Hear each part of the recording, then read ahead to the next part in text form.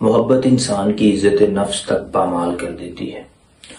دوستو، آدم ورسس ابلیس، جب اللہ تعالیٰ نے ابلیس کو اپنی بارگاہ سے نکال دیا تو ابلیس نے کہا کہ اے خدایا تو عادل ہے، تو کسی کا بھی عمل رائے گا نہیں کرتا، نہ ہی کسی کی عبادت، تو میں نے 6000 سال تیری عبادت کی ہے، تو مجھے اس عبادت کی عوض کچھ تو ملنا چاہیے۔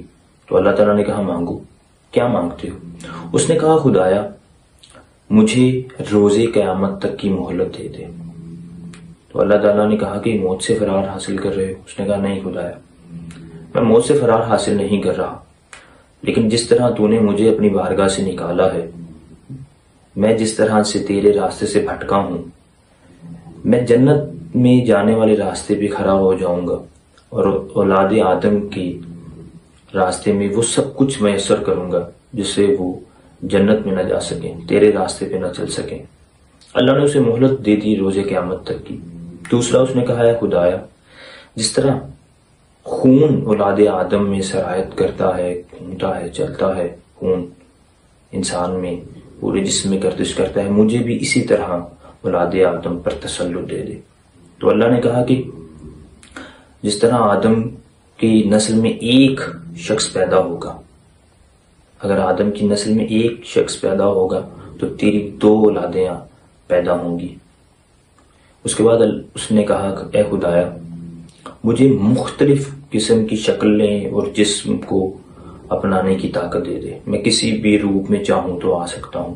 تو اللہ تعالیٰ نے اسے کسی قسم کا بھی روپ اپنانے کی طاقت دے دی۔ اس کے بعد اس نے کہا کہ خدایا مجھے اولاد آدم کی سینے کے اوپر کنٹرول دے،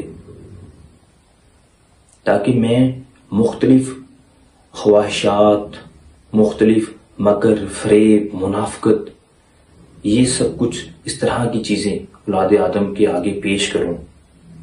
تو اللہ تعالیٰ نے یہ بھی اسے دے دیا۔ یہ ساری چیزیں جب اللہ تعالیٰ نے اسے عطا کر دی تو اس نے کہا کہ خدایا تو نے مجھے وہ سب کچھ عطا کر دیا ہے کہ جس کے ذریعے میں اولاد آدم کو گمراہی کی انتہا پہ پہنچاؤں گا، اور میں اسے اولاد آدم کو یعنی ہم سب کو جنت سے جہنم کی طرف لے کر جاؤں گا۔ مجھے سب کچھ وہ عطا ہو گیا ہے، لیکن اس نے ساتھ یہ جملے ادا کیے، اس نے کہا کہ لیکن صرف اور صرف میں ان لوگوں کو گمراہ نہیں کر سکوں گا جو خالص تیری رضا کے لیے عمل انجام دیں گے۔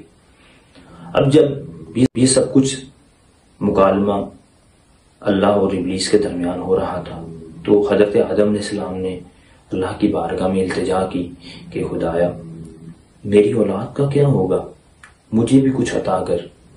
تو اللہ نے کہا کہ بولو آدم کیا چاہیے؟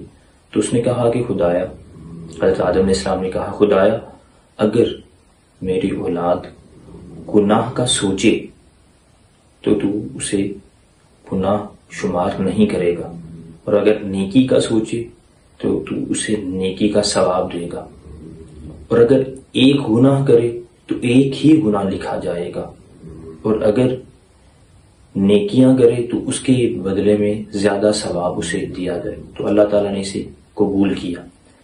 یہ اللہ تعالیٰ کی طرف سے ہم انسانوں کے اوپر اللہ تعالیٰ کا احسان اور عطا ہے۔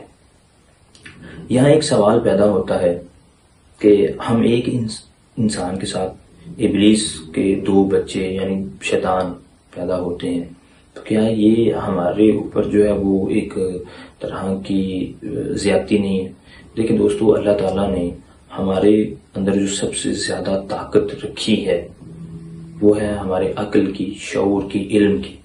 اس بنیاد پر اگر ہم چاہیں تو اپنی بہت سی خواہشات، مکر، فریب، منافقت پہ جو ہمارے اندر بے حیائی آتی ہے اس پر ہم کنٹرول کر سکتے ہیں۔ اور یہ خود ابلیس نے بھی کہا کہ جو تیرے لیے خالصتاً تیرے لیے عمل انجام دیں گے میں ان کو کبھی بھی گمراہ نہیں کر سکوں گا۔ اب یہ ہم پہ ڈپینڈ کرتا ہے کہ ہم ابلیس کے راستے پہ چل کے وہ جو خواہشات، وہ جو کچھ بھی ہمیں فراہم کرے گا، یا جو ہماری نفسانی خواہشات ہمیں فراہم کرتی ہیں یا جو ہم چاہتے ہیں، اس کے ذریعے ہم ابلیس کے راستے پہ جائیں گے یا ہم اللہ کی طرف آئیں گے اور اپنے اعمال میں خلوص پیدا کریں گے. اور یہ ہم پہ ڈیپینڈ کرتا ہے کہ اچھائی کا راستہ چننا ہے ہم نے یا برائی کا راستہ چننا ہے. بہت شکریہ.